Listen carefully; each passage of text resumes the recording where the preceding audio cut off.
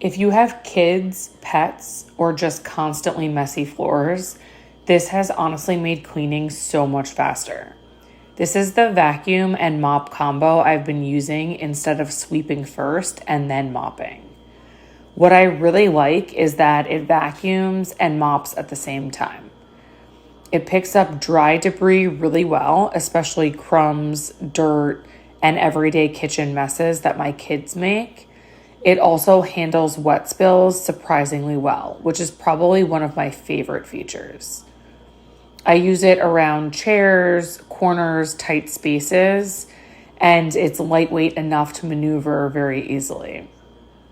And honestly, seeing the dirty water tank afterwards is both disgusting and satisfying at the same time because you know it's actually pulling dirt off the floor. Another reason I use it so often is the self-cleaning feature because it cleans the roller for you when you place it back on the dock and gets rid of any clog.